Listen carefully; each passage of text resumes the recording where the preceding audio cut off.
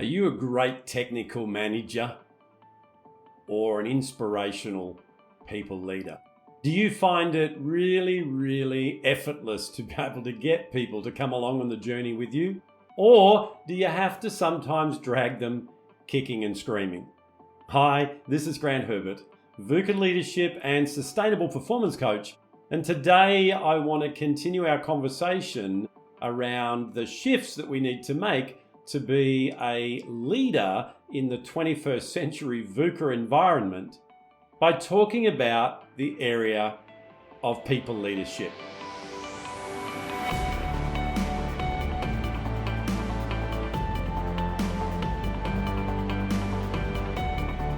So over the last few weeks, we've unpacked already two of the elements of VUCA leadership. That firstly being our personal leadership, leading self, and that's the foundation of all leadership. We talked about the fact that leadership is not something that you do.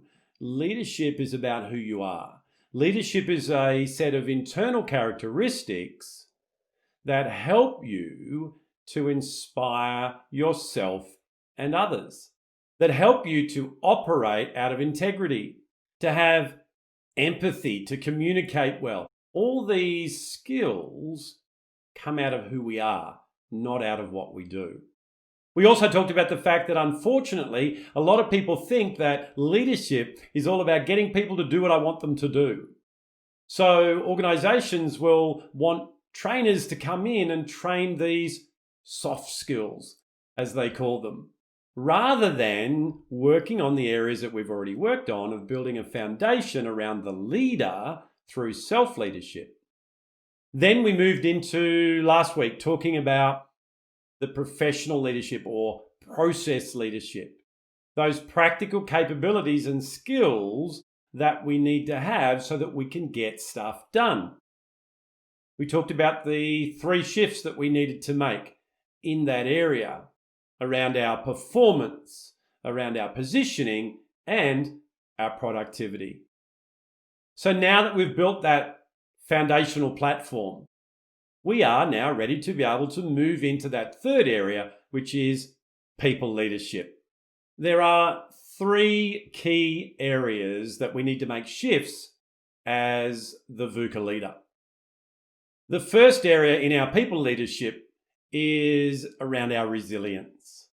You know, resilience is a word that we hear a lot. And right now, we are needing to develop resilience more than we ever have before.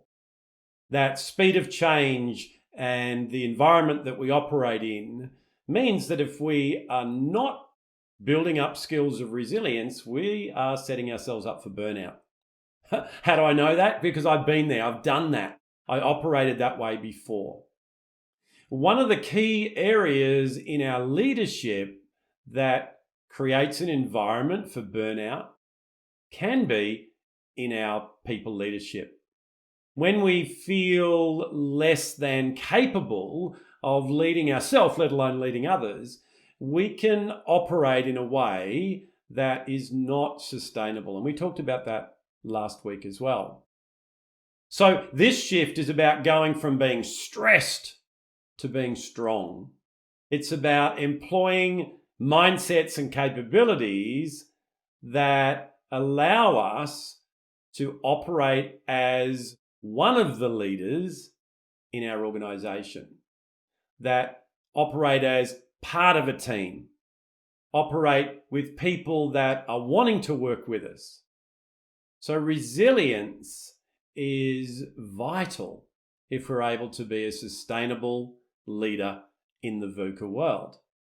The second area, and this certainly has an impact on our resilience as well, is our relationships.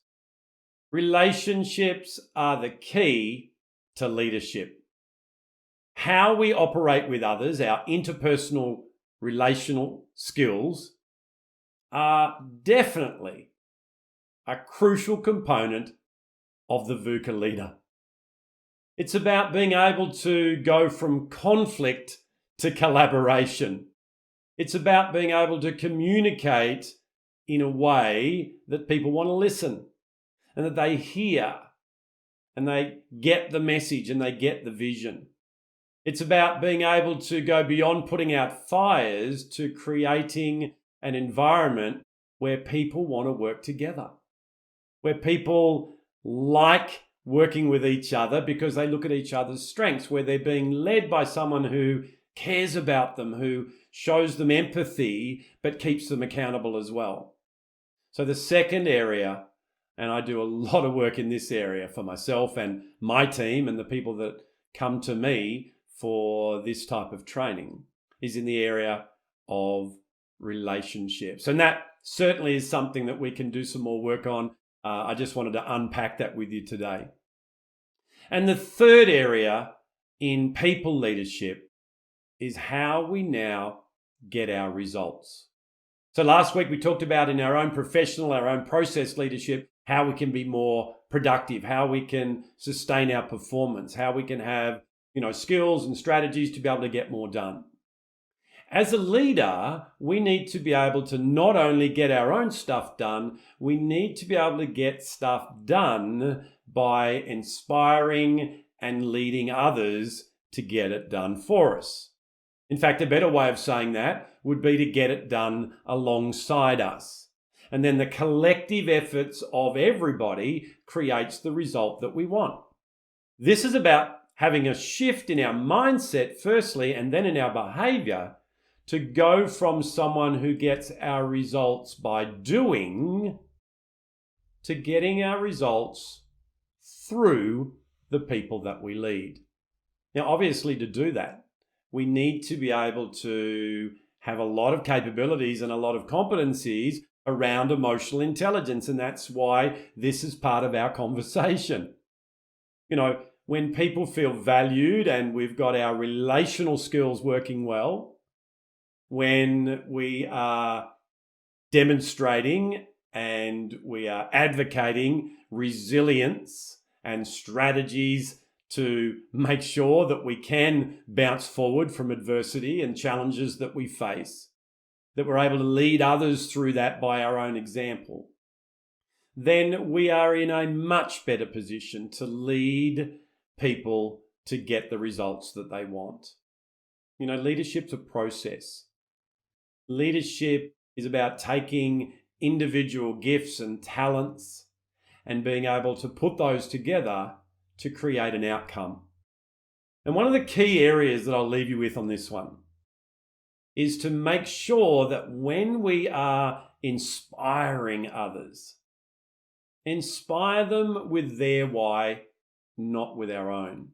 I remember as a corporate leader, I would go to the meeting, we would find out what it is that we had to do, and then I would come back and go, this is what we need to do, and this is why we need to do it. And that why was coupled to the organization. And I wondered why people weren't as excited about that. What I learned to do over the years through some great leadership and mentorship from others was to focus on their why and be able to take what it is that we had to do and break it down to each individual person in the team and go, well, what's in it for them? When they do what their part is in this process, what will they get out of that? And motivating and inspiring them around that meant that I was then able to get the results that I wanted through them rather than dragging them, kicking and screaming. So over the last few weeks, we've talked about what it takes to be a VUCA leader, a leader that operates in an environment that's constantly changing, that's volatile, it's uncertain, it's complex, and it's ambiguous.